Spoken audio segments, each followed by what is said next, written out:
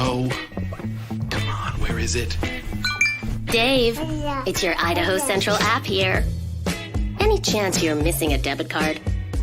Let's get that taken care of for you. With ICCU's card control, you can turn any card off with the tap of your finger. You got it. And back on again. Out, out, out, out. The closest Idaho Central Credit Union branch is in your pocket. It's the fall kickoff sale at Lithia Ford of Boise. We're going all the way so you can score more for your trade-in and trade up to a new Ford truck or SUV today. Visit Lithia Ford of Boise, where Ford begins in Idaho.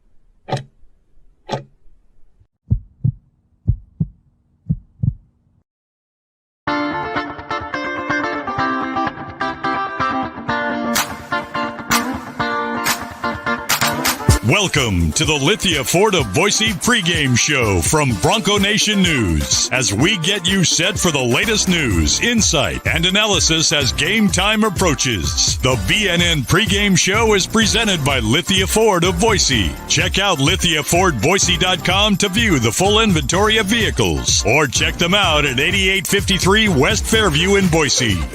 All Bronco Nation news broadcasts come from the Western Collective studios. Head down to Western Collective's locations in Garden City or downtown Boise to try some of their delicious beers, including the Horseshoe Golden Ale, the first beer to support an NIL collective.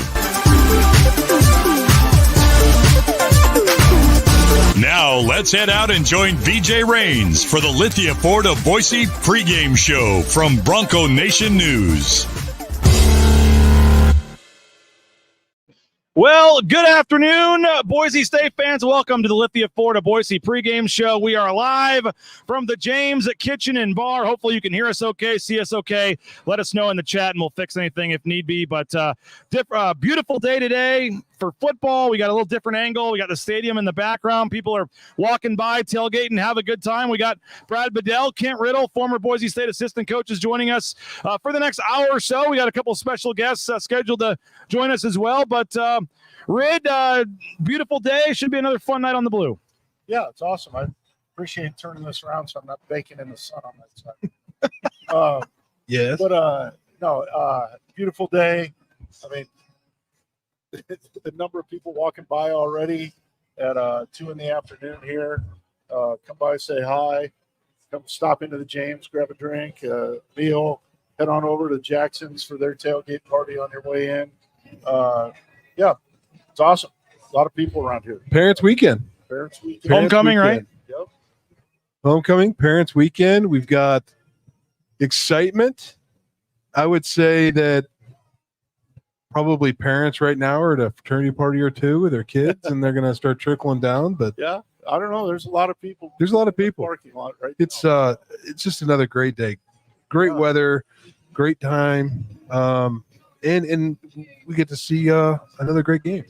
27.5 favorites, 27, something like that. I mean, they come in as big favorites. We talked about this on the post-game show, I think, guys, but games like this are the ones where, the coaching staff really has to get them up, but the players, it's just and maybe it's different from your guys' perspective, but the whole trap game, whatever, like from the media, like this is one of those games where you got to come in, put them away early, take care of business, and not let a team like this hang around. Were the games scarier ever when you were the on paper the way better team supposed to win? I know you guys don't think about that, but I mean, what's the mindset like for a game like this where you're supposed to win by 4 touchdowns? I mean, it's the next game, but I always did. You don't talk about it, but I said it on Thursday, the show on Thursday. I mean, an emotional win over Washington State. You're a heavy favorite.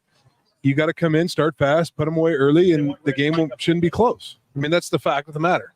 I said after the last game, they're offensively, and we'll get into this, right? But offensively, they could put up some numbers, but they've struggled defensively. Yeah, the one thing about Boise State, it's hard to – they're always going to start okay because they're a run-first team. And they're really good at running the ball, and they got a really good guy running the ball. So I think that helps translate. You don't worry about the quarterback's having an off day and he goes out the first 3 plays, you're 0 for 3 and fun. Right. They'll go out, they'll hit a run, they'll probably complete a pass.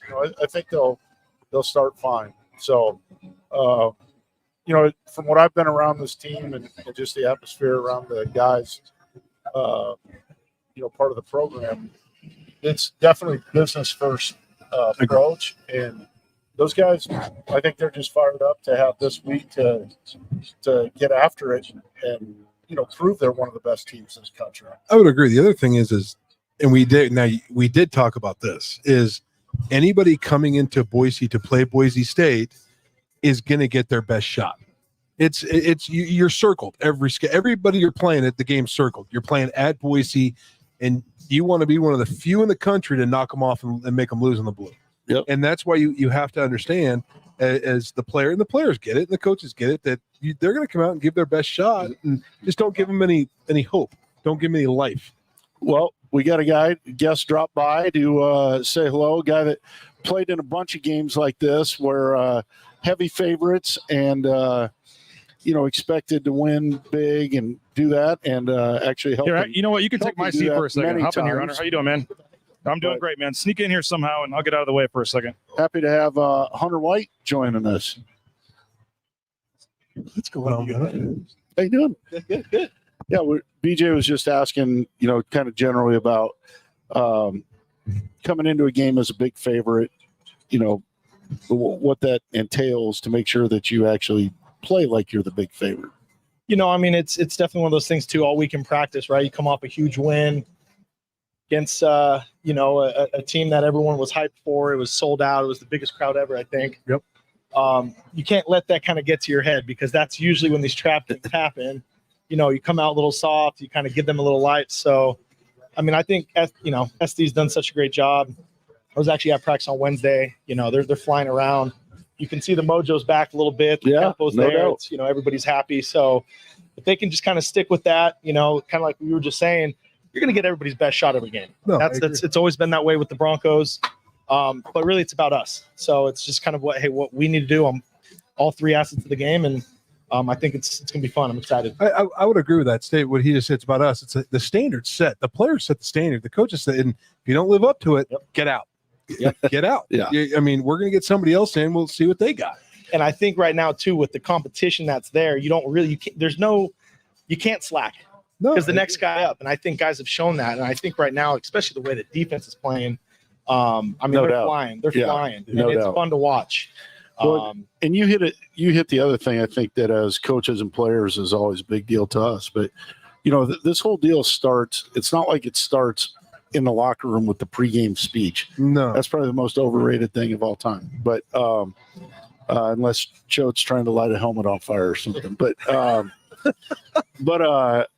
it's not about that. It's way more about how preparation went Tuesday, Wednesday, Thursday, Friday. Were they focused in the pregame walkthroughs today? Rehab, the 2 days after the game, getting guys healthy, getting guys back in there, getting guys in there early. How much film are you going to watch? How are you going to be prepared? Because, you can't overlook somebody. Yeah, okay, you might be favored by a lot, right? But that doesn't mean anything. Kind of going back that it's about us, right? Just got to do, improve every day because there's always things to improve on. There was so many great things last week, but there was definitely things where like, okay, we need to improve on this. Right. We need to work on this. And obviously that's what the coaches do, so. And also on top of it, of the leadership, trust me, the leaders in the room, if you're the true leader, you're going to be like, the last game's over. Sunday they watched it. Monday they watched it. And it's once you put that game to bed, it's moving on. Okay, Done. Who are we playing? Let's go.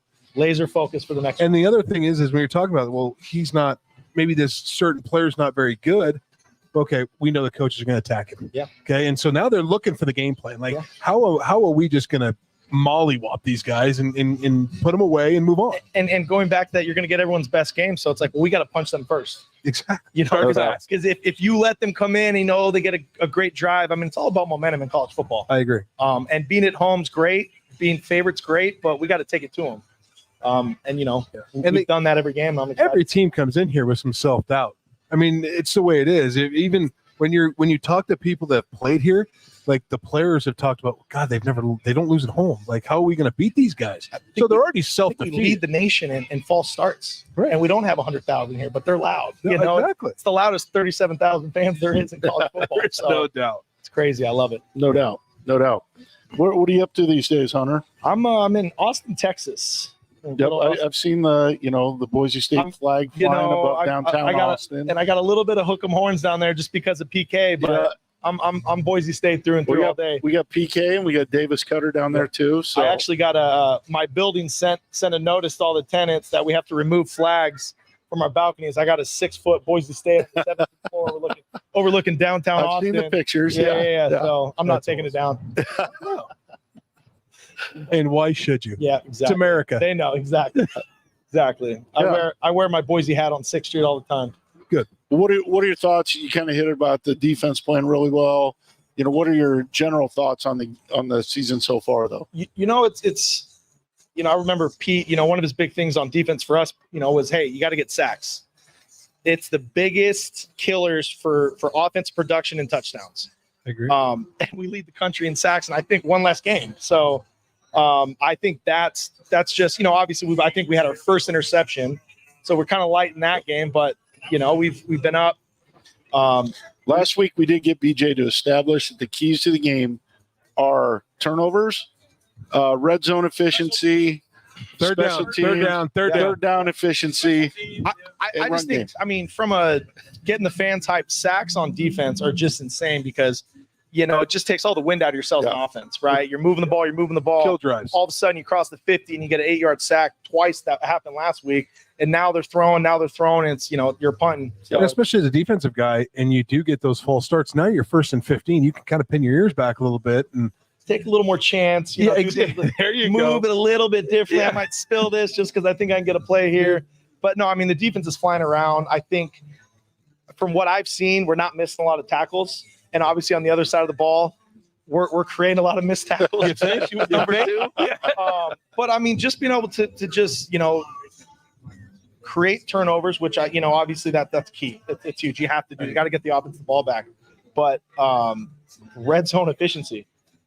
Bend but don't break, right? Hey, they can drive. It's fine. Hold them to a field goal. Great. Let's go down and score 7, So I think that's key. No, I agree with you. One of the guys, Tyler Shoemaker, one of the 7 Tyler Shoemaker has huge red zone Boise red zone record guy. for most receiving touchdowns in a season. I know. 16. Yeah, I actually knew that.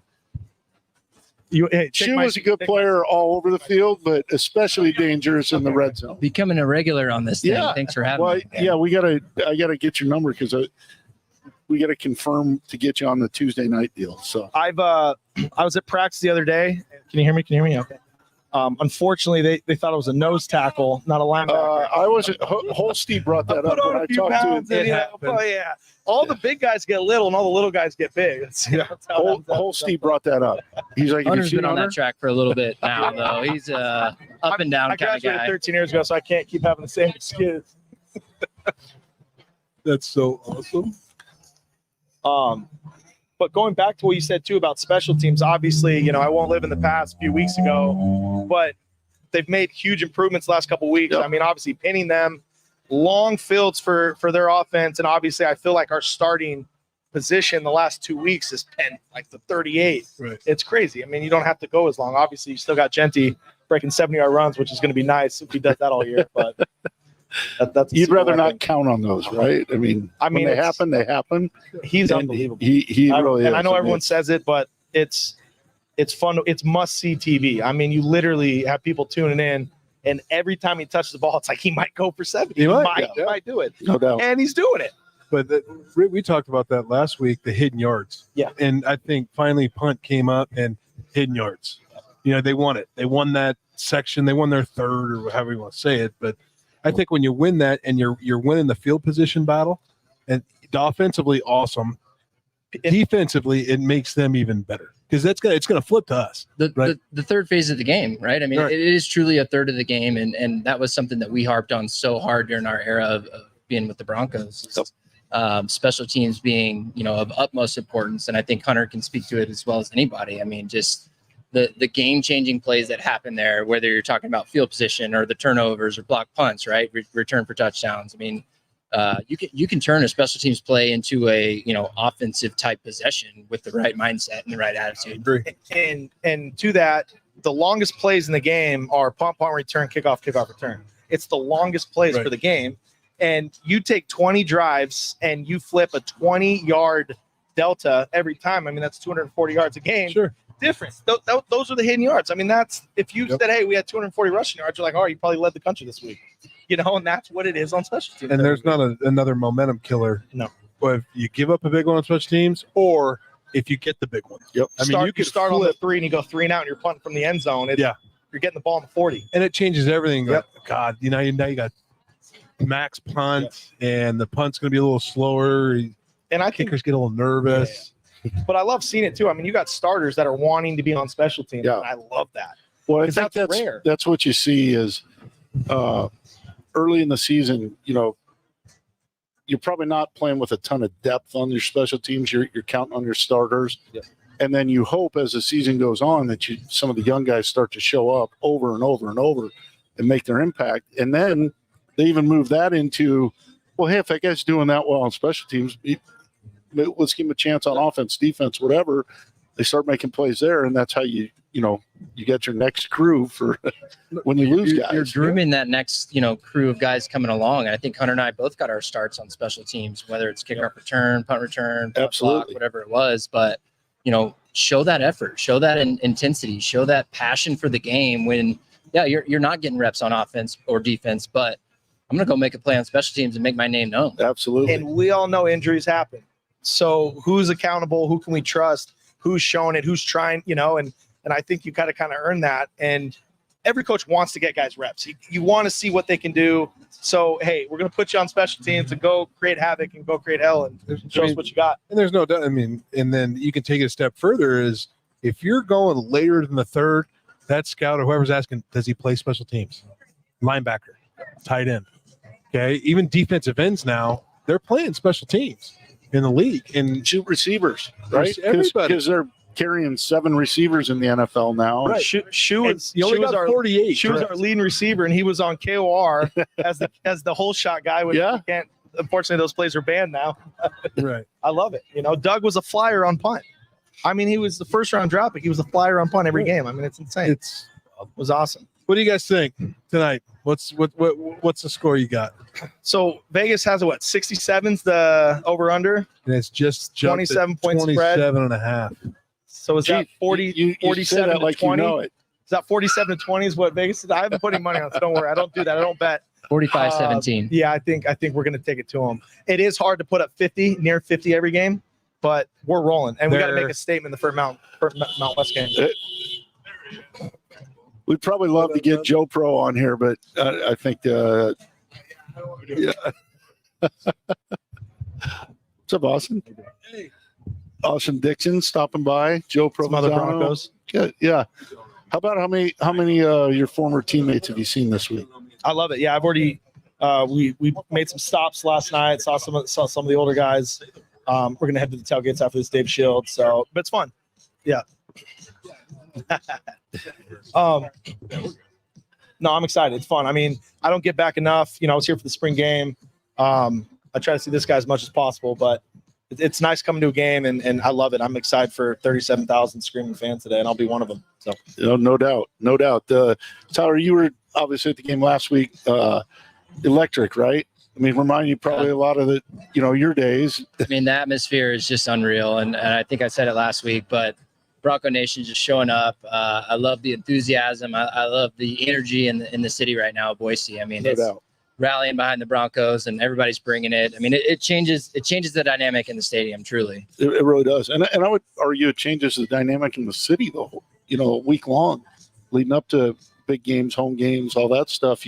My Uber driver on the way down here, she was decked from head to toe, and she goes, she's driving till 4 p.m. She's going to go to the game. She's all fired up. We're talking ball the whole time. That's awesome. It's if you're not from here, if you haven't played here, if you haven't coached here, you don't get it. And we preach it every day, but it's a special place. Yeah. And I brought up on Twitter, because I'm sometimes a little too vocal, but I brought up Billy Wynn's sack, the safety against Oregon.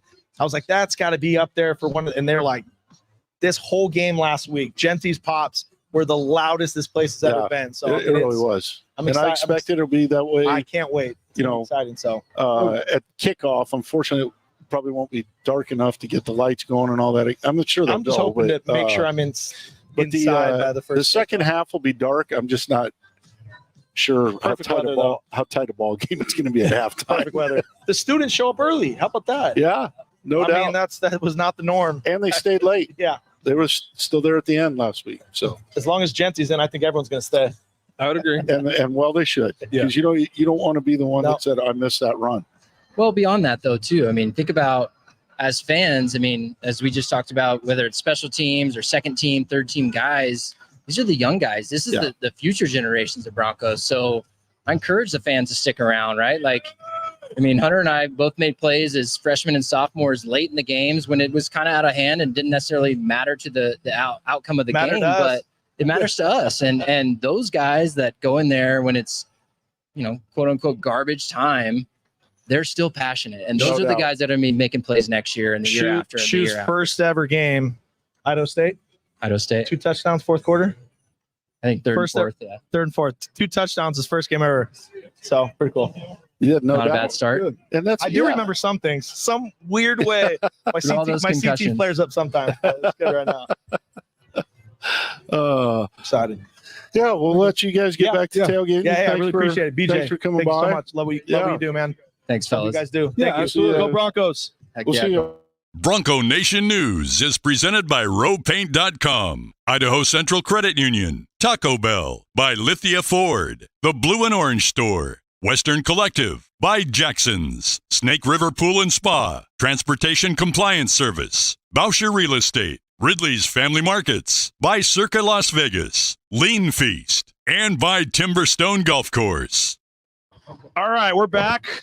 We're live, Bronco Nation News, BroncoNationNews.com. This is the Lithia Florida Boise pregame show. We're taking your score predictions, your comments, your questions, whatever you got. Let us know here on the Lithia Florida Boise pregame show. All right, so I wanted to get into this, guys, a couple topics, but this is it's not exactly 1 year, but Spencer Danielson's first game as interim coach was against Utah State last year at Utah State. And now here he is as the head coach full-time, essentially part of last season. Now, halfway through this season, 4 games, whatever. But he's playing Utah State again. And I'll play his clip here in a second. Brought up some memories from his first game as interim head coach. But, all right, that was a loud truck going by. Just your thoughts on Spencer and, what he's doing with his team, and also just your maybe your thoughts of your first ever game, in terms of, I know you've never been a head coach, but in terms of just any – the memories came flowing for him for the Utah State game when he was interim. And I don't know if that, whether it be your first time as a position coach or first time here or anything pops up when you just think first game. Well, first, just about Spencer. I mean, the guy's truly been a home run, probably more like a grand slam at this point. I mean, he's pushed all the right buttons, done everything right. And, he would probably be the first guy to tell you, like, oh, that's not true. If you only knew the things I screwed up behind the scenes, like whatever. But because he cares about trying to get better and learn every day and all that stuff. But, I mean, he's trusting the players. He's leaning on his coaches. He's all these different things that are probably very nuanced, kind of behind the scenes, just what he's doing. But man, I mean, when he talks to the camera, when he talks in public, I mean, same message all the time, right? I'm honored and blessed and humbled to be here, and preaching about his faith, which a lot of people, that's not fair. Some people preach about that and don't live that life. He is not that guy. Well, he's out there baptizing kids in the water and stuff right behind the facility and stuff. He truly is. He lives that life every single day, and that's why guys respect him so much, because it's what you're getting from him. He's going to care about you, but he's also going to be honest with you and tell you things you might not want to hear. Which I think that's been the case around here for a long time, but nobody ever doubts that he truly cares about him. And he's not telling him because it's like, I don't like you. He's telling him because I know you got better in you, and I'm going to help you. Together, we're going to figure out what buttons to push to get to that point. And sometimes it's, it might be another rep in the weight room, and sometimes it's going to class, and sometimes it's playing better. And, it might be whatever, but I just think, man, even nationally, it's way too early or whatever, but in my mind, he's done as good a job coaching this team as anybody else. Coach of the year. You're putting him in the Bear Bryant Award. Yeah, he's got to be in the same. He's got to be in the conversation. I mean, we're early in the. I mean, if they run the table, get to the playoff. Yeah, and I'm not even saying that. I'm just saying to this point, you could. I know they lost one game by a field goal at the end to a really good team. But why wouldn't he be in the? No, I'm with you. The true. By the way, somebody asked if you're wearing sumo shorts. No, you got rolling. Your sweatshirt is you're sitting on your. That's a good point. I'm sweating on a hoodie, or I'm sitting on a hoodie. That's a good topic. Whoever said that's awesome. Hey, well, I would say this: he's the same person when he was auditioning for the job. Yep. And I think that's important to me is you're getting the same person, because some people are like, oh, this isn't really him. He just wants the head job, and he's gonna kind of flip. And when he gets it. He's the same guy when they kicked off Utah State at Utah State, and now it's a year later, he's the same person. Yeah. He's also the only head coach, I would say, from what I saw, thanks the media for coming. Yes. Every time. He does. He's truly appreciative of the situation he's in and the position he's in. You commented on my shirt that one time. You were a big fan of that. I'm sticking with the. Yeah. I mean, you took that one to heart. I know.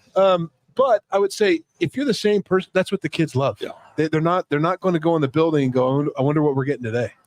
Let's hear from Spencer real quick. It's only about a 60-second clip, and then you guys can comment. But this is him remembering back to his first game as interim head coach last year against Utah State. It didn't until I watched the game. Like I went back to watch, last year's game on both sides of the ball, and definitely was filled with emotions, especially transport myself to what I was feeling on that sideline. I never forget when I was talking to the refs pregame, and they're asking me anything you need. I'm like, I don't know yet. This is my first time doing this. Like anything I screw up here as a head coach, come grab me. But there's a lot of emotions. And so watching the game and seeing, these plays unfold, like, they jump out to a 10-0 lead. And I remember the feeling I had on the sideline, just, man, stay with it, keep swinging. And seeing some of these plays, the plays that they made against us and the emotional roller coaster that can happen in a game. But there's a lot of emotional ties for me. And I know even Rachel, she came to that game. That was a moment for our family, but just such a big moment for our team to keep us in it and kind of keep swinging, especially with still so much uncertainty going across our program. So, but I mean, we've played these guys every single year I've been here. Every year it's a fight. Every year we know the talent they have. They're going to be in the Pac-12 in the next couple of years too, so it's going to be an opponent we continue to see. They're going to continue to recruit and find the right guy. I mean, they did a great job in the transfer portal. They got some really good players. I think number one, their receiver is one of the best receivers we're going to see all year. I don't know where he would rank with all of them, but I mean, this guy makes big-time plays consistently. So there's our challenge. The challenge is there, and our guys got to make sure we finish our prep and we play our best on Saturday.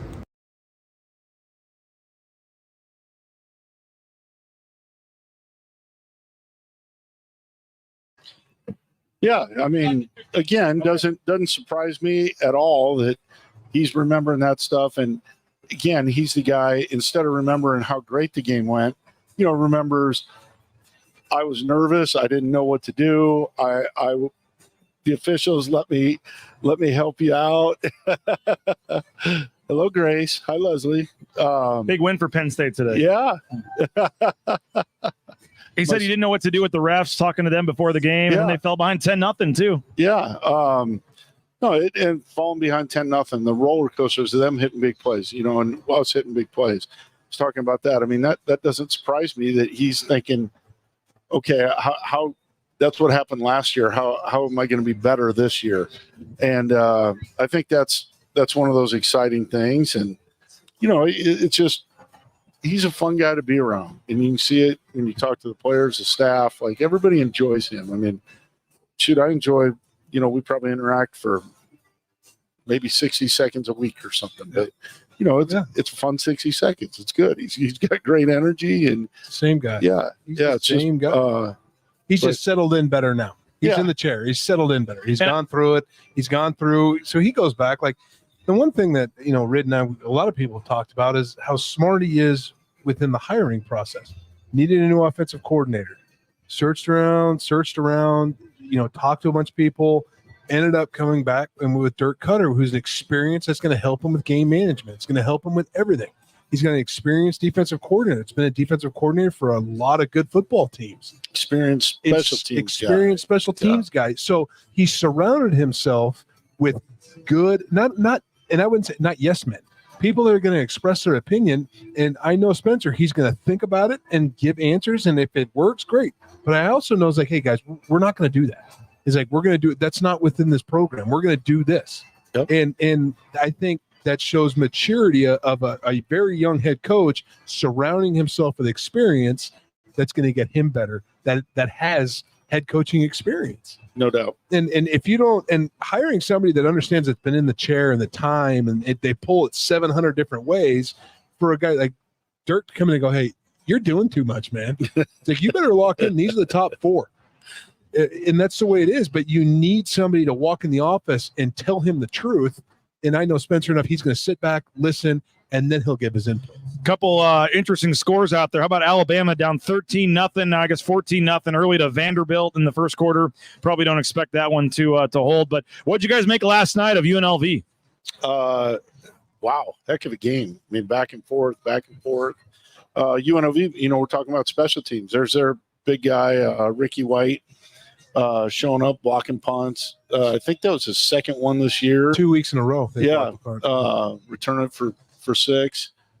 Tough call at the end, but they're going to protect the quarterback. That's the best thing I can say. Yeah. Third and 20.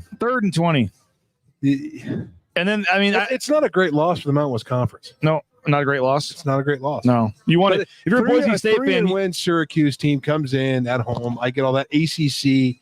It's a Power 5 loss, close loss. You would have liked, if you're Boise State, though, them to be undefeated in a couple weeks when you played them.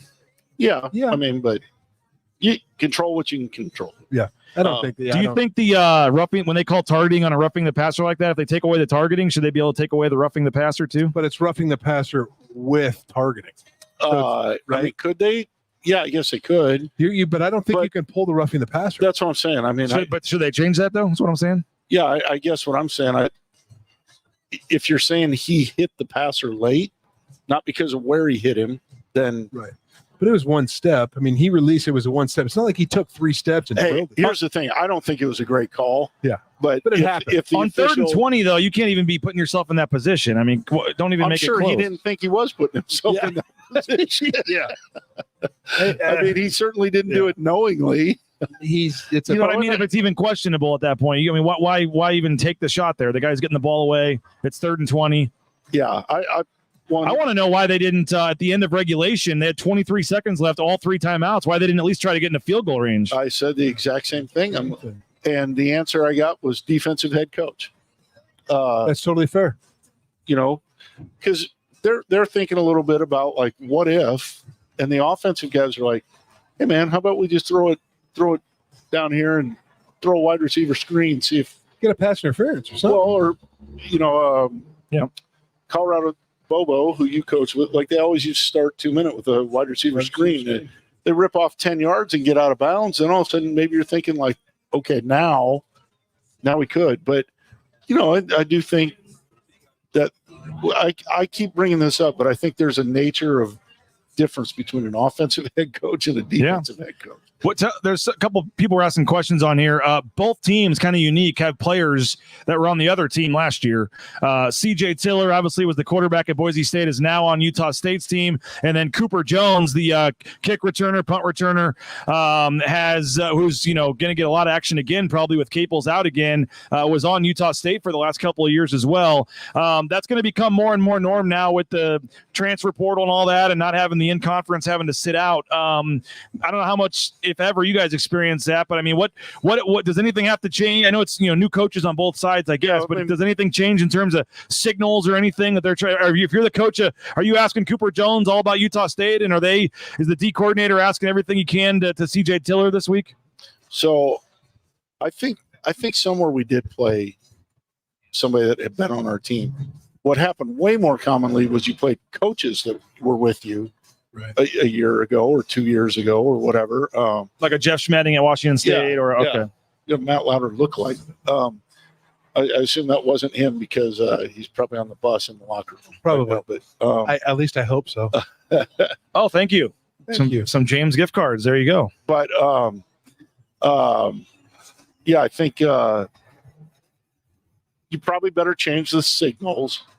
Some of them. But here's the thing. You don't have to change all the signals. You just have to have one that they knew exactly that's this, and it's not that anymore. No, the rest are different too. And then the rest, the defensive coordinator's like, I'm not listening to you anymore about the signals. Right. I actually relied more on personnel. Like, hey, they're listening to the guys at 6'4". He's like, Coach, he's 6'1". Or, hey, he's really strong. You got to do this. I relied more on that because some of these kids, they're not like coaches. Scheme, they're so worried about the current scheme. They're like, Coach, I can't remember that. Yeah. So I'm too worried about what we're doing. Cooper Jones, I think the thing he would have, and Stacy was there for so long and all that I think he probably just has an idea anyway, but he might be like, hey, they used to love this fake punt. This guy likes to, if he's going to onside it or something, he's going to change the way the laces, I mean, something like that, maybe. But in terms of asking Cooper, what defense, I mean, Dirk's going to watch the film and say, here's what they're going to be in. Here's what they're going to do. We'll be fine. Well, as Cody said, there's no signal to stop Ashton Jeanty. So true. You guys mentioned, you mentioned it earlier with Hunter, but this Ashton Jeanty mania, this Ashton Jeanty kind of craze. We saw both College Game Day talking about him today. Sure. I mean, they had a whole thing where they were doing this lottery thing, and you had Pat McAfee and who's the guy from Michigan, Desmond Howard, talking about him on game day, and then Chris Peterson came out here for Big Noon Kickoff and did an interview with them. I mean, we talk about it. I know you joked, but it's like, oh, well, if they're up, they may be up 5 touchdowns, but I ain't leaving till Jeanty leaves. I mean, that's a real thing now, I think, and not wanting to see what he could do. How do you think Ashton Jeanty mania is going to help? I don't know, with eyeballs and things of a game that may not be super close today. It'll help tremendous, and even if it's not, people tuning in as it goes, so they're going to tune in, check out the highlights, watch this big run, watch that. Chuck Pagano will be back on the McAfee show talking about it next week too. I mean, that's part of the reason. That's part of the reason Pat McAfee's all in is because Chuck's been at practice. He's met the kid. He's been in the games, so he's loving pushing that. And then, every time Coach Pete gets a chance to come back here and hang out for a day. Yeah. It helps Jeanty, obviously, helps ticket sales, helps the program, helps the city. NIL for the future. Yeah. It just helps everything. And he's having all the success, deservingly so, and he still comes off as the most humble young man. Yeah. And it's funny too. I mean, walking the plant. People believe they paid him $1 million to stay. And no, they did not. No, that's not even in the ballpark. He turned that much down to stay. But yeah, I mean, they did a good job of doing what they could to take care of him up front and make sure that's good. And maybe things have gotten even a little bit better here or there or something, but I would just say some of the investment they made in him, we're just talking about ratings and game day, talking about him and all this. They were talking about Ashton Jeanty, but it had a Boise State logo right next to it. I mean, I know the school's not the one technically investing in him. It's third party, collective, whatever. But the boosters and those that are helping Jeanty, Boise State's getting a lot of positive PR out of this whole thing too. Exactly. I mean, it's a great thing. It's just good all around. And they did what they had to do. They took care of the young man within the rules of right now. And I know for a fact he turned down $400,000 more than what he's getting right now. Oh, more than that. Yeah, I've heard more than that. Yeah. I just know it was a legit offer. I'm not coming in, hey, we're going to do this like the UNLV situation. It was a deal worked out. Done deal. And it's just he understands. That makes me excited even more for this team because he understands the team concept of the game. Yeah, and he talked about the importance to him of leaving a legacy here, and I think that's check. Something that exactly done. But something the guys before him had talked about, and he learned that at a young age when he was a freshman here. That it's not all about you; it's about what you're doing to pay it forward. I agree, and he's doing a hell of a job of doing that. Yeah. So are a bunch of other guys too, and they might not be getting as much pub or as much money, but there's a bunch of other guys that could have left and will have the opportunity to leave after this year. Not to mention the young kids that are in the stable right now that are learning from them, and this doesn't hurt recruiting either. No, not yeah, but I mean, you joke about it, but it's like no, like in years past when you're coming into a game against Utah State where you're favored by 4 touchdowns, it's kind of like a ho hum, we'll come, we'll see. Where it's a home game, we got tickets or whatever works, but you're not maybe coming in as amped as a game like last week as you're a fan. But now it's like, no, I want to see Ashton Jeanty. Can you get 5? Can you get 6? Can you get 250? Like it just, at least for me, like changes the mindset. One player, like what you're maybe feeling coming into, like my kids are excited to see, they don't care, but they're pumped to see Ashton. How many touchdowns can Ashton Jeanty get today? And then everything's feeding off of, okay, now Jeanty's off the field because defensive field, are we going to hit 28 sacks today? Are we going to extend the record or how many sacks we have? We're leading the country right now. So let's see what the defense is going to do. By the way, what do you think of that? I think I mentioned this to you on Wednesday, but the new NIL thing, I wrote about it. But you can now essentially bend the NCAA rules in terms of rewarding performances and things by bringing NIL into this. And essentially the way they have it is you can pledge, and every time a Boise State player gets a sack, they take that money and distribute it evenly amongst all 20 defensive linemen on the roster, whether you're a walk-on or a senior. So Ahmed Hassanin could have 5 sacks today, but the guy that doesn't play gets the same amount of money. And at the end of the year, they go do a thing at the Idaho Food Bank, and then they get paid. And they're talking about next year, why don't you do it for interceptions for the DBs or pancake blocks for the linemen, or find ways for every position to get incentivized. Then even the guys on the bench, they're all into it, but it's pretty cool. I think the number is over 30. So if 1 sack happens today in the game, each player on the entire roster defensive line gets $35, and they're already over $400 for each player. Yeah. And if it's going to be well over $1,000 by the end of the season for kids that don't play, where that's a lot of money to them. And maybe for an Ahmed Hassanin where he's got big NIL deals, $1,000 is, it's $1,000. I mean, you're a college kid. It's $1,000. There's not one. I'll tell you, the guys that are complaining are the linebackers and DBs getting sacked. Yes, Rodney Robinson gets a sack, doesn't get a sack. Oh, trust me, doesn't get anything. Rod's got something to say about that. Or the fact that the quarterback's sitting back there having a pack of Marlboros because they covered everybody and they get the sack.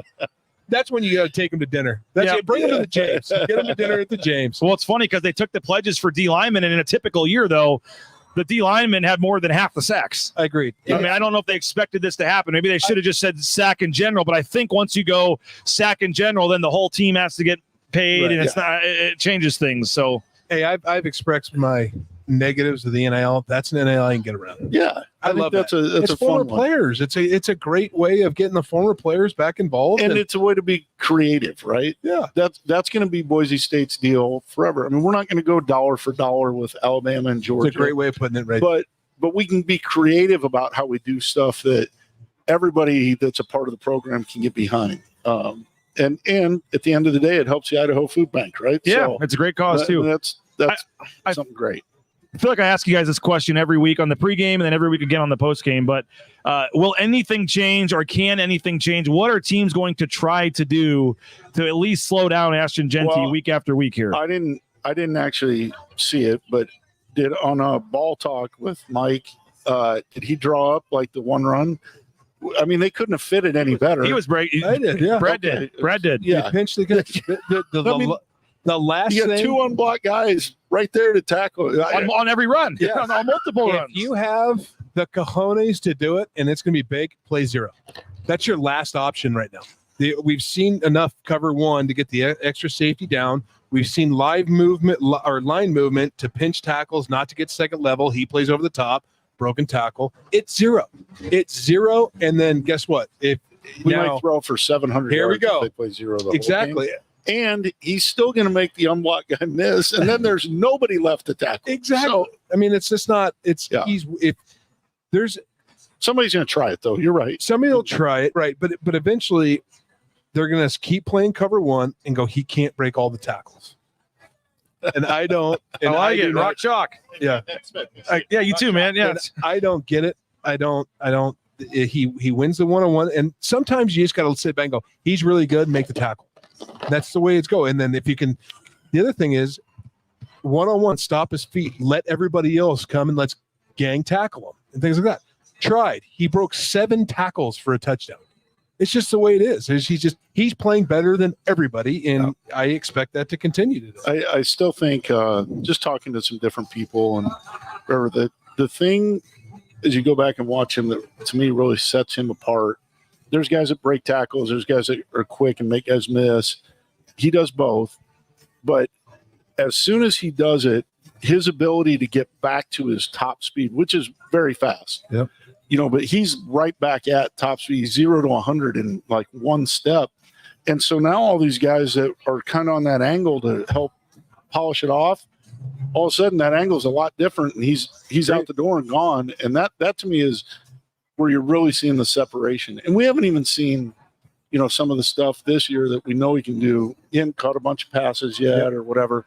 But that's the other thing as you get into some of these man coverages that I'm sure scares defenses a little bit. Like, how are we covering him? I talked to a guy too, and he was on the sideline. I won't say what game, but he was on the sideline, and he's like, "Good luck. I'm about to give the best running back rating I've given in 20 years." Yeah, and he's like, "You don't have a shot." And he's like, "We're gonna try." But yeah, you got to try. It's your job. He's like, "I'm just telling you right now, his stiff arm. It's not a big pop, but." He never stops his feet, and the vision of it. He's like, I've never seen, and he's the scout says, I've been doing this for 20 years. I've never seen the vision that this kid has, and he's like, good luck. That's all I can say to you. Good luck. Yeah. Well, I know you did some work on Utah State. We're gonna have a couple of guests join us, so let's get into the Utah State prep here real quick, Brad. They were up what? A couple scores on Temple. They were up on. They were hanging with Utah for a good chunk of the game. But overall, you come in and see the point spread here. What, if anything, should concern Boise State or their fans about Utah State, or just give us the scouting report on them? Well, he really spends in on it. First of all, defensively, I'm not going to sugarcoat it. They're not very good. I mean, there's not. And they're not good at stopping the run either, which is why another reason why Jeanty could have a big game today. And maybe we can get the Breezy bundle finally with Breezy getting some second half playing time against Utah State. On it. I'm waiting for a dog and a drink. Yeah. If you really think about it, they're giving up 196 yards a game rushing going into this game. That's 114th in the country. That's 11th in Mountain West play.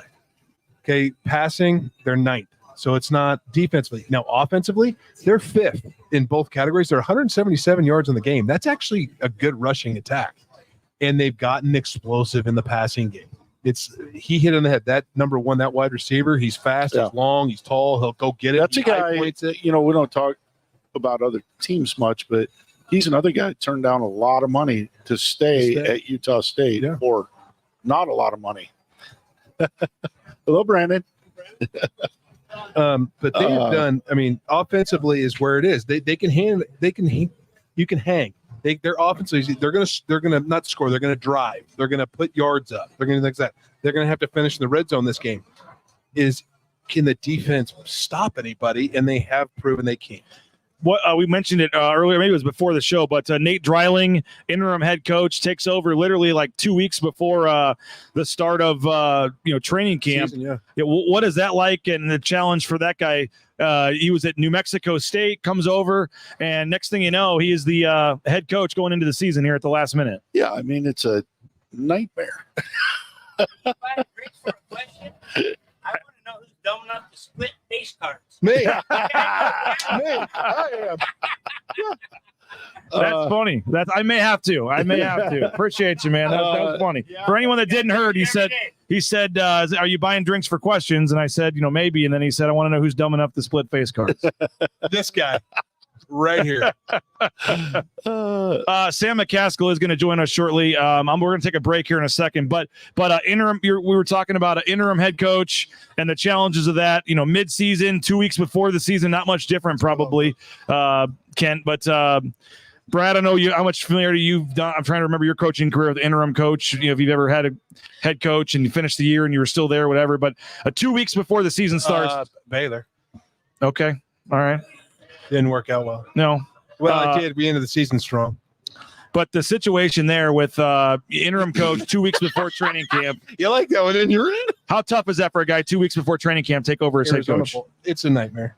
It's you got to keep the schedule. And the problem is when that happens, now you've got kids that are like, well, we can't get in the portal.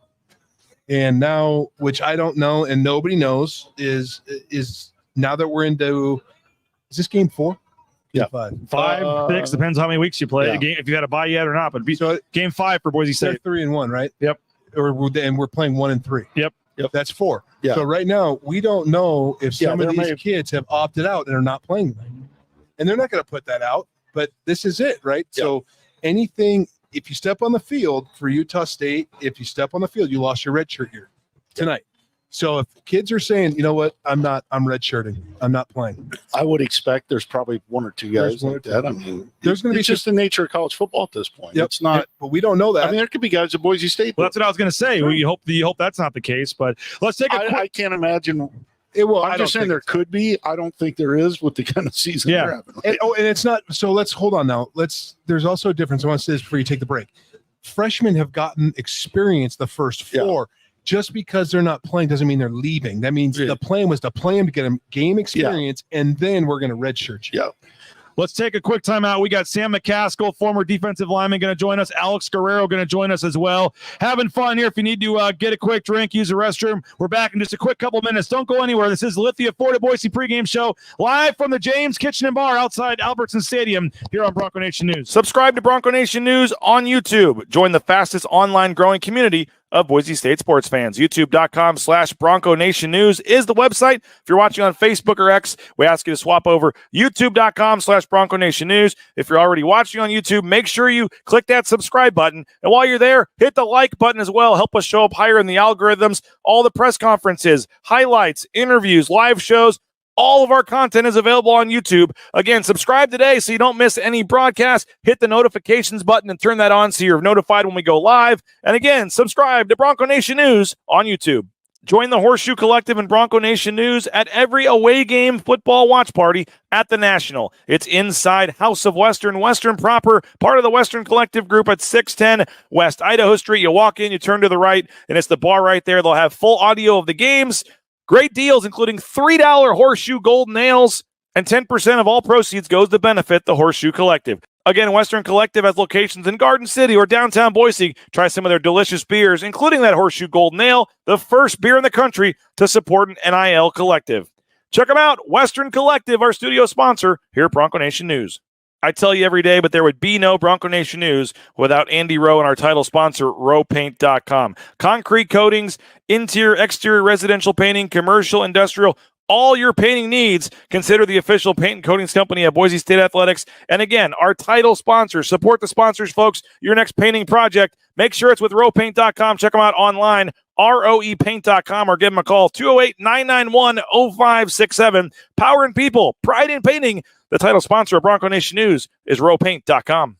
Be on the lookout for the next edition of the Tyson Degenhart Show, sponsored by Idaho Central Credit Union, ICCU.com. There's a branch pretty much on every corner, but the easiest, of course, is that mobile eBranch online banking and the app on your smartphone. Check them out for all your banking needs, whether it's a home loan, a car loan, just want to get a standard checking account set up. They can do it all at Idaho Central Credit Union. Check them out online, ICCU.com.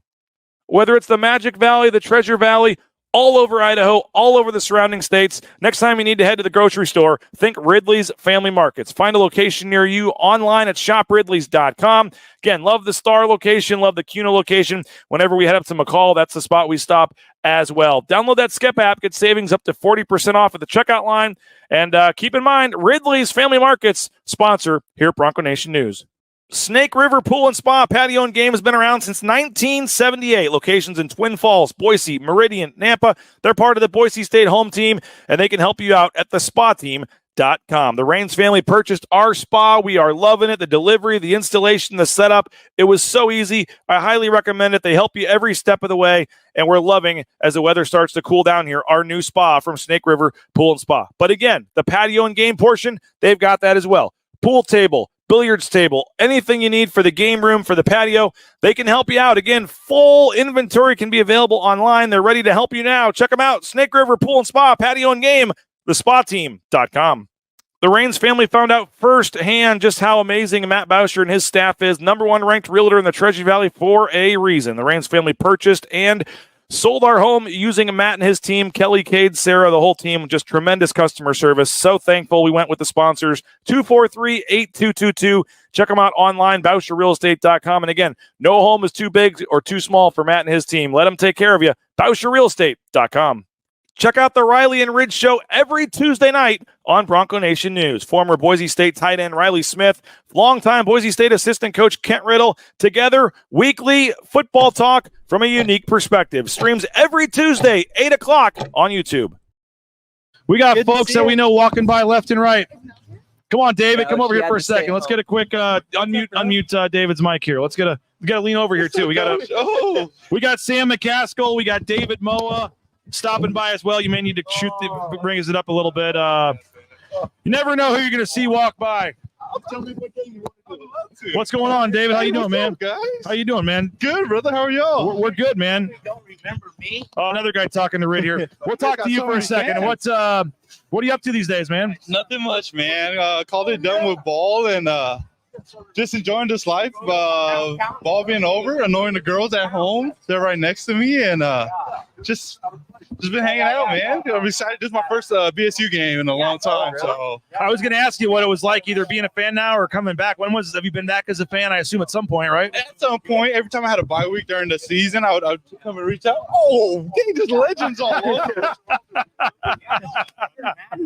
Sam McCaskill, Fiesta Bowl champion, is here as well. How you doing, man? Oh, doing fantastic. Thanks for having me. We wanted to get you on to talk about the SAC program. I know we wrote about it. I talked to you. Appreciate that. But we actually mentioned it earlier in the show. But tell us about, and I don't know, is he involved in this? Do you know about this? Absolutely. Yeah. So we did so we kicked it off actually at a barbecue over this summer. And so what we did is we had all of the current D linemen. We had strength coaches, defensive coordinator, Spence, and then some of the other supporting coaches over. Mark Miller's Garage, right? Mark Miller's Garage hosted it, and we had catered food come in, and then had a couple guys stand up and speak. We had Scott Matlock, Ryan Winterswite, Kamale Correa, and then Chris Wing, kind of talking on each decade, basically back to the 90s, and kind of just connecting with the guys more than anything, getting the current in front of the former, and then we announced that we were going to do this crowdfunding effort and try and raise them some money and get them paid a little bit past what any of them are making. And, you know, some of the guys, they're pretty far under the radar, third string, walk on, whatever it is. And so the money raised for the defensive line through the SAC fund is paid to every single member of the defensive line. And so, you know, there's some guys who are going to get more money because they're not even on scholarship. And so it's getting spread across a bunch of people, and hopefully it can catch on to other position groups and then other sports as we go through. What'd you think of this program when you heard about it? And do you wish when you were playing here, you could have cashed in on some of these sacks? Oh, 100%. 100%. Yeah. And going back to it now, these boys up front are hunting the past couple of weeks too, so everybody's pockets is about to be empty after the next 2 weeks. No, it's been awesome, and Sam's been a huge part of just giving back to these guys and been a leader in that aspect. And I'm so happy to have so many like him be the forerunner of getting this thing going. And these boys keep hunting, man. There's gonna be a lot of these. Yeah, Ahmed told me that sometimes when he gets a sack, he's looking for you guys in the stands going like this. You know, like, you gotta pay up. Hey, we would be doing the same thing. I always see it as you're most qualified to help or have impact in the road that you traveled. Mm-hmm. And I think back on the time, if we had NIL and we could have capitalized, think of different ways that would have incentivized us. And I'm like, totally, man. I'll spend a couple more hours watching film with all the guys. And, you know, if that's gonna add up to more sacks and we're gonna have more fun and loop in the bench and all these guys having a blast, it's like, you know, money's money's cool, but it's like if that gives you more energy, and so be it. It's legal now, and so we can have it that way. I mean, trust me, $35 for each guy. Well, that's it's over 400 per guy right now. Right. That's what I'm we saying. had a big day yesterday. We had 4 companies step up, amounting to about an extra $200 a sack. Okay. So we're looping in the business community, Nice. and then this is run through the Horseshoe Collective, and so I catch up with Joe Nickel a couple times a week right now because we're just bouncing ideas and having a lot of fun with it. And he'll hit me up, and we're starting to get fans who are reaching out through the email that we have tagged on it. Horseshoe intern, I believe, at gmail.com. People can still help raise that bar. Yeah. So now we're having people who aren't necessarily like tied to the program, alumni or businesses who have an incentive. They have some marketing stuff going on with it. Just general fans who like to see sacks. It's like that's where it can start growing. I mean, one of the things that I posted was, if we did sacks for the defensive line last week, $1 a sack per every single person on a sold out crowd, we would have raised over $200,000 just from $1 contribution. And the DBs want into the this. DBs want. Rodney Robinson's like, I'm getting a sack. Where's my 35 bucks? The coordinator saying, hey, like you see these boys hunting up front, might as well just put another nickel blitz in there too. Absolutely. It's probably not too often the DBs have more sacks and interceptions, and that's been the case through 4 games. But was Spencer your D-line coach? Yes, he was. Okay, tell us about. Did you know back then? Maybe could you see that this in him? Yeah, totally. So I got to see his journey from when he was a GA to our outside linebackers coach to being my D-line coach to being a D coordinator, and everybody knew there's not one single person in that building that didn't see this happening for Coach D. Like whether he was going to be a head coach here, head coach somewhere else, we know this journey was going to be this quick, or maybe another couple years, whatever. But you knew it was inevitable. Yeah, 100%. Like nobody was surprised at all that it was going to happen. The drive and passion that this man has, he bestows it upon all his players, and for him to be in that position, being a head coach, it's spreading through every single person in that building. So it's been awesome, man. And I haven't seen him change one bit in the 8 years. In the 8 years I've known him, I knew him. I've been covering this team about over a decade now, and I knew him as a GA, and even from when he became from DC and now head coach. I mean, he's the same guy he was 8 years ago. 100%. Yep. I was always wondering too. Like I would watch him every hour. Like, dude, are you like taking coffee breaks or something? Where's the energy coming from? 7 days a week, 365 days a year. Like this man is always showing up, showing out, and giving his best to all his guys around him. So what's it like for both of you guys? I mean, we were talking Fiesta Bowl champion here, and Sam, and just you guys, being here for Mountain West championships and all these. Fiesta were you Bowl on the 14 team too? That's right. Yeah. Okay. I was a practice guy, but I got to give it to. I'm gonna give a shout out to Sam McCaskill. This guy was 250, 245 borderline.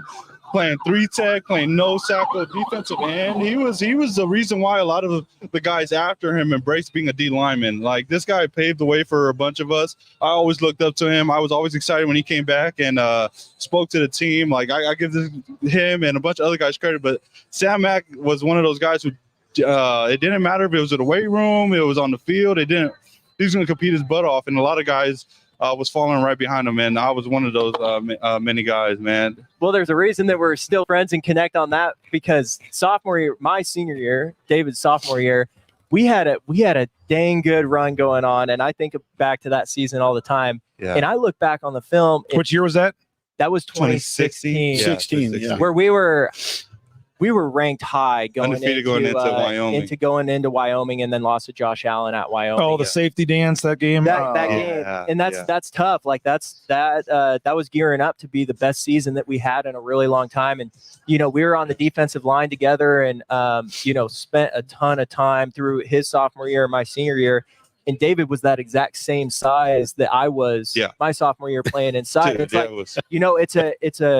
it's a small defensive tackle going in, but what it transpired to was a lot of movement, a lot of TFLs, a lot of sacks. I mean, we were rolling on the sack game that year too. And unfortunately, we got hit with the injury bug. We had Gabe Perez, Sam Whitney, Jabril even at times all go out within a week of themselves, and our whole dog package was done and stuff. And it was a bummer. But it went from dog to rhino. Absolutely. Well, and now you see it because we have depth out there. You have guys who are fresh. There were games we played Taysom Hill against BYU here. And I think both of us, we played every single defensive snap. And you don't see that very often with defensive linemen. You need a break. Like so you never. can have, you need full speed to be able to go in. And we lack the depth just because of injury. When I'm thinking BYU, didn't you have a blocked field goal? Yeah. Was that 16, 18? I forget which year that was. 16. And the thing I remember about that is how crazy it was because you guys were all celebrating, but since the ball never got back to the line of scrimmage, they ended up getting a Hail Mary after that, right? And they had a chance at the end zone. And almost got it. That was one of the more bizarre. Never seen anything like that. Yeah, and That game, then they hit us on a Hail BYU and Mary. BSU on that. Both teams had so much talent, so that was definitely always a fun game to recall and go Dave back. came through, but again, Dave's the guy that blocked the field goal.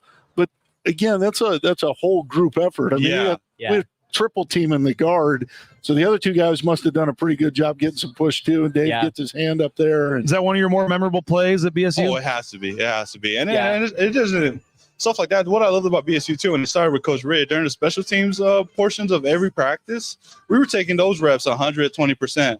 Being in the NFL, I noticed that a bunch of guys, those are the type of periods where people kind of let off on a field goal block. Nobody wants to injure anybody, but at BSU, we were taking those reps 120% because we wanted those in-game looks. It was a contest, right? Yeah, it was a contest. Like we wanted defense to go nuts if they blocked a field goal. I mean, special teams is all about momentum changes. Yeah, I mean, we saw the Oregon game. What is a special teams touchdown or a big explosive play? Yeah, the percentages go higher and higher every time. That changes the game for you. So what last thing for you guys, we appreciate you stopping by just for both of you guys. What's it like being a former player, as I said, being part of a Fiesta Bowl, conference championships, and now coming back or as a fan or following it, from afar and just seeing where this program's at and with the playoff this year and everything and the direction that it looks like they're going with Spencer. I mean, as an alum that's got the blood, sweat, and tears out there on the blue, what's it like and just your thoughts on the current state of the program right now? Yeah, I'll keep it short and brief. I'm just excited, man. This team looks special. I posted it the other week too. Just seeing these guys hunt up front.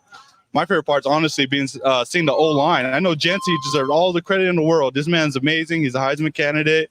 But the O-line up front, seeing them get after these so-called better D linemen that everybody keeps on saying, shout out to all these guys doing their 1 to 11th, and that's my favorite part about seeing all these guys. You're happy in practice. You don't have to go up against a guy like Jeanty. 10%. Oh, yeah, I'm asking for. I mean, he has the pretty good running backs in the NFL. Have you got some guys who just reach and be like, I have it. I'm gonna tell my coaches at the time, no more 9-on-7. Let's go.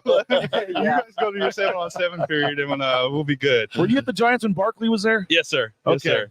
Do you think? I mean, he's on a similar line. He's a guy you think can go have some success at the next level. But at that level, it's like you don't go anywhere near this guy. You just run by him, act like you made the tackle.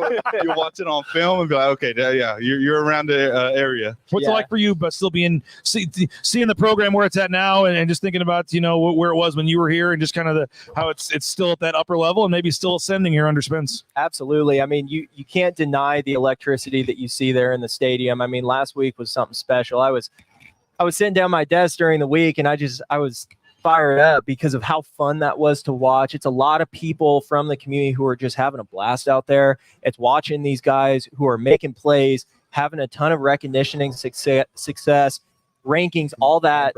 Push it to the side, and they're still humble and chasing the rest of the season. So they're forgetting about that, and I love the opponents are nameless and faceless, and they just kind of keep going forward. It's like it's theirs for the taking, and they can win out and 1-0 every week, and it's the same thing every single season. But very few teams are able to focus that hyper. So I'm excited to see how they do tonight. They came off of a big win last week, so hopefully they can bounce back.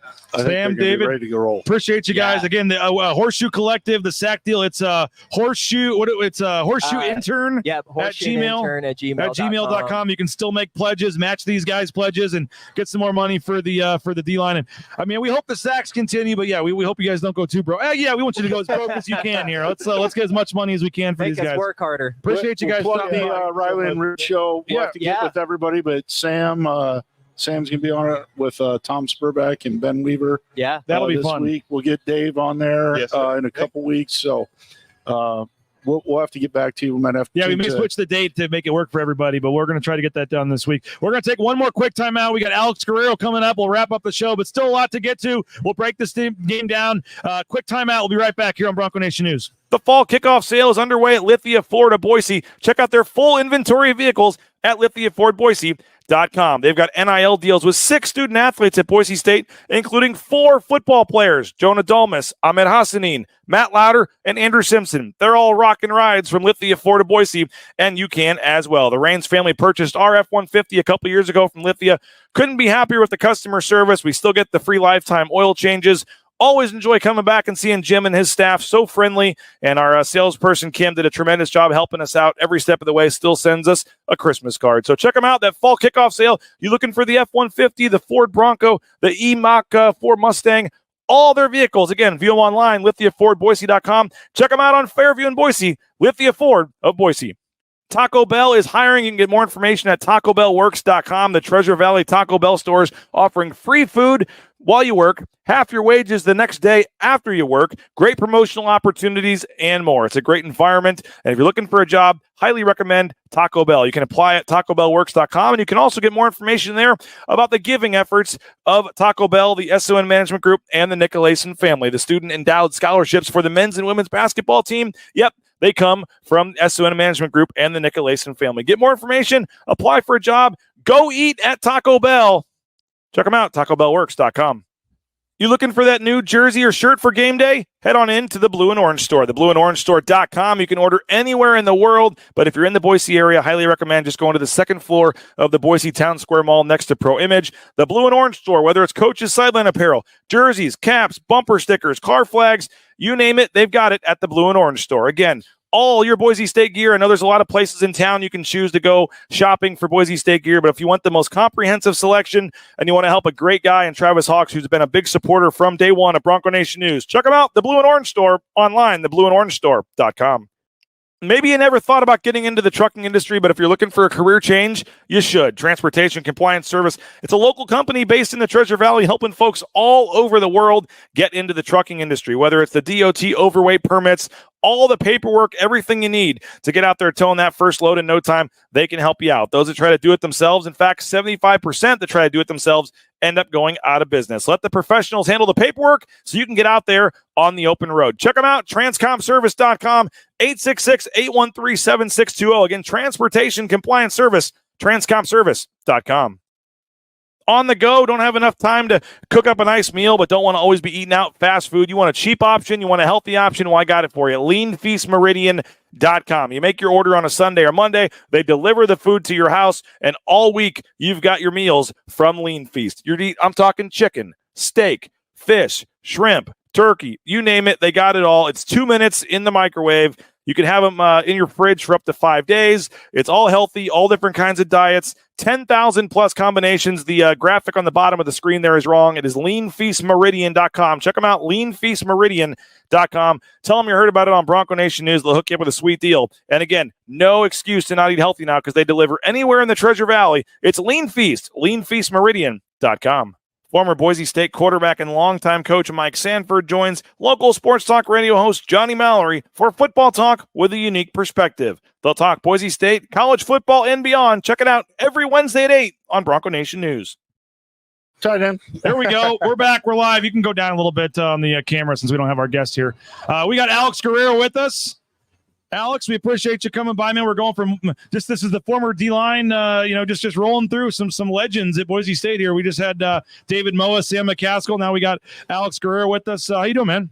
Good. I mean, let's just be clear. The D-line guys are the best guys. Like overall humans, I mean, the record states itself. Alex's finest moments in a Bronco uniform though came when he was playing tight end. Yeah. So let's be sure. I love it that I never got like the Scott Matlock like actual ball thrown to me. They let me pass a couple times. I think I got swam by the Fresno State DN, and then they're like, "All right, he can't even block. We're not going to throw him the ball."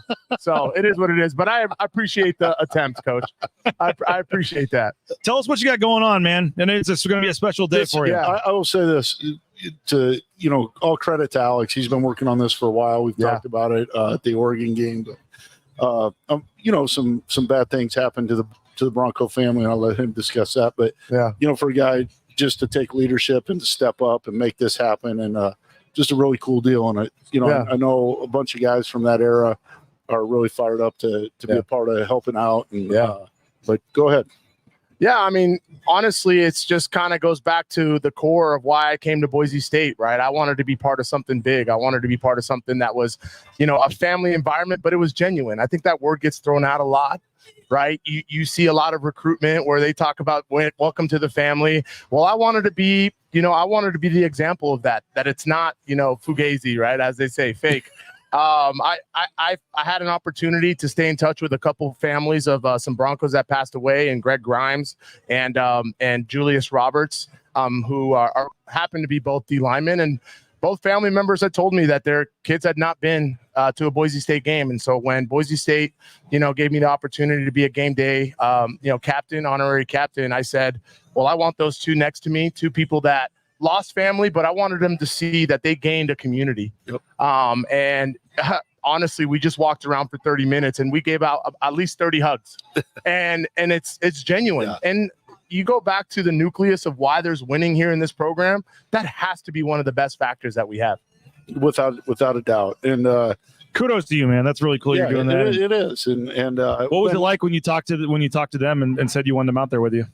I think it was emotional. I think Julius is just happened, right? Credit to Jason Turner, who went out to the funeral and spoke on behalf of Boise State. And we didn't know if Sean was going to be ready to do it. His son is 16 years old, becoming a man and getting to a point where I'm sure there's a lot of questions about what's happening next after losing his father. But this was an opportunity to step up and say, your dad's legacy built a really cool program. And now, like I said, you may have unfortunately lost a parent, but you gained a community, and he's being able to feel that. Yeah. Yeah, it is. It's really cool. I haven't been some other places, it's different here. It really is. And that is part of the secret sauce here, of why we win and all that, because guys, whether it's Alex stepping up in this case or some other guys stepping up in other instances. Or Sam starting to stack stuff. Yeah. Like, I think those are the things that make the difference within the fourth quarter. When you're seeing someone next to you that you knew bought into the same thing you bought into, you're going to fight harder for that guy. You're going to prepare harder for that guy, for that opportunity. And again, we don't want to tell too much about it because we don't want the sauce to be spread out, but we got something special. Well, here. you also there were several people that contributed to the fund actually to get them here, right? $5,000. Bronco Nation stepped up. Current players, former players. It was awesome to see. And quite frankly, it's another affirmation. I think as I get older, I like to reflect.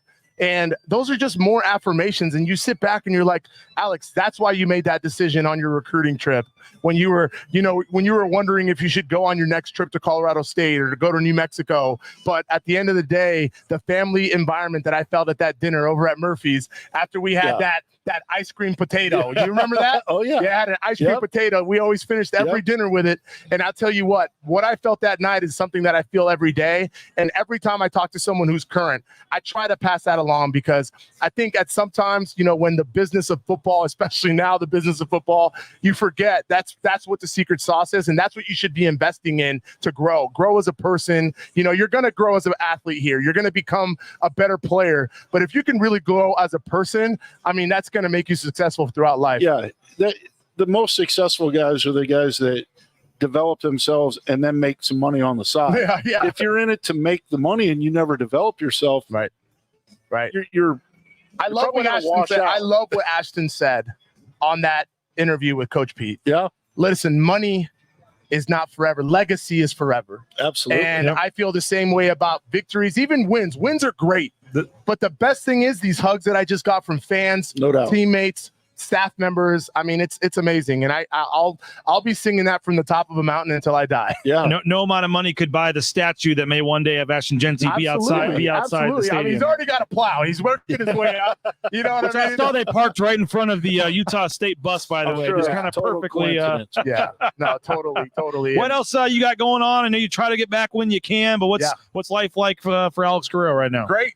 Just had a fun day with Scott Matlock at Paramount Studios. He's got a really fun skit coming out with the TV show Matlock So we were at CBS, and my boy's turning Hollywood. I mean, again, the full circle moment of, having my first camp in 2009 and having a young man named Steve Matlock being our camp MVP to now representing a number 99 Scott Matlock professionally. Again, another affirmation, another confirmation of why Boise State was the best decision I ever made. And I live it. I live it. And I try, I think sometimes it comes off as showing off, but really it's just my way of showing people like this is what it is, and it's real and it's genuine. Rid, what are your final keys to the game tonight?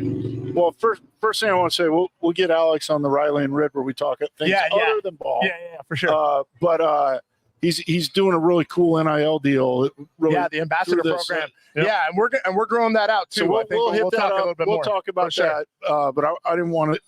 I want to make sure that got recognized too, because I think we're talking about creativity in the NIL circle, and that's it. And it's With Guys and some of those guys. Yeah, guys make a little bit of money, but they made way more experience in development. Yeah. Well, not a little bit. I committed $17,000 for those guys. So, so please help the fund. What's the website for that? GridironDreams.com. We have GridironDreams.net.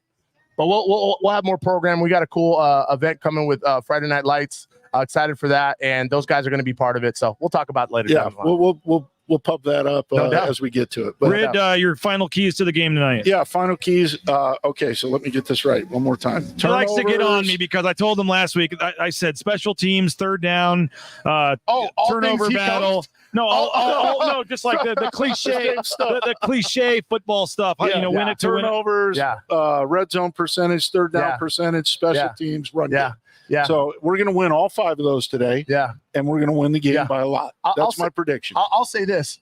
Don't get lost in the sauce. Yeah. I think once you start believing the hype, I think that's one of the aspects that I really love about Spencer. He can have fun, but still keep guys, locked in. And by the leadership, you can tell that. So Utah State, well-coached team. Sometimes it's even easier to stay locked in when you can actually joke about the other stuff a little bit. Yes. Then when it doesn't become too heavy. Yeah. You can be like, okay, cool, whatever. And I always love that about Rid. Rid will get after you, but at the end of the day, the way he coached and the way he approached people, he knew how to bring to put across a point with still having fun, but making it serious and making it the point. And honestly, one of my favorite parts of being a student athlete is watching how different people approach coaching and teaching. And I still to this day watch coaches, and Coach Rid was there's a reason why he's one of the favorite former coaches. And I think we've been blessed with a lot of coaches like that. Connection allows you to talk to people a little bit different than not being connected. But from Hawk Pete, like one of the biggest things ever was how you teach. Absolutely. And then you gotta put your own flavor on it. But these guys are doing a phenomenal job of that. Yeah. I mean, it's so much fun to watch this team execute at a high level. I like to keep the defense getting sacks. I like that, even though we might get broke after. That's what they were talking about. I met Hosni and said he turns around, looks for you guys in the crowd. He's like, "That's going to cost you." Yeah, but that's fun. I would expect that to continue today. Yeah. I'm sure Utah State will move the ball a little bit here and there. They present some unique challenges with their splits and their pass game and matching up the run game, and just the nature of it. They're going to hit a play or two, but we're going to get after them. Yeah.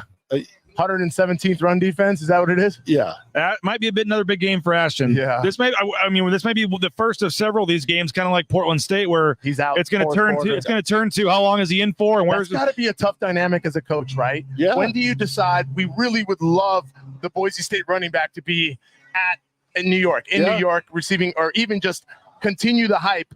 So I'm sure that's kind of a tough decision when to make. When they gave Maddox Madsen that goal line sneak, I was like, that's what I'm thinking. Like, come on, you give it to Jeanty. He needs another touchdown there.